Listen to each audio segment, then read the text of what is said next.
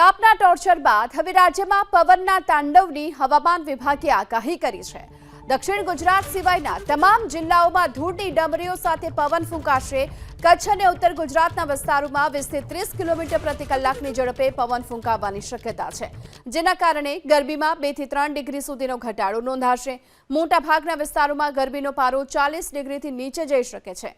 ભારે પવન ફૂંકાવાની આશંકાને લઈને માછીમારોને દરિયો ન ખેડવાની માટેની પણ સૂચના આપી દેવાઈ છે। વેસ્ટર્ન ડિસ્ટર્બન્સ સક્રિય થવાના કારણે 22 થી 24 એપ્રિલની વચ્ચે દરિયાકાંઠા નજીકના વિસ્તારોમાં ગરમ અને ભેજવાળું વાતાવરણ રહેશે। જો કે 22 એપ્રિલ બાદ પવનની ગતિ ધીમી થશે અને 23-24 એપ્રિલથી ફરીવાર ગરમીનો પારો પણ ઉચકાશે।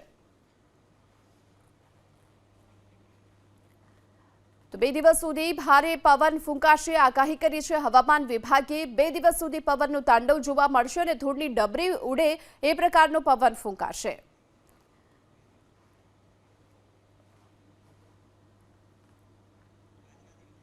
તો આ સાથે જ આજના દિવસની વાત કરીએ તો અમરેલી, સાબરકાંઠા, ગાંધીનગર, અમદાવાદ, આણંદ અને ખેડામાં ભારે પવન ફૂંકાવાની આગાહી હવામાન વિભાગે કરી છે। કચ્છ, બનાસકાંઠા, પાટણ અને મોરબીમાં પણ ભારે પવન ફૂંકાઈ શકે છે।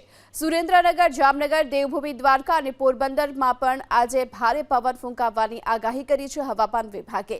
આ સાથે જૂનાગઢ, બોટાદ, ગીર સોમનાથ, જૂનાગઢની સાથે અમરેલી, સાબરકાંઠા, મહેસાણા અને ભાવનગર જિલ્લામાં પણ ભારે પવન ફૂંકાવાની આગાહી વ્યક્ત કરાઈ છે।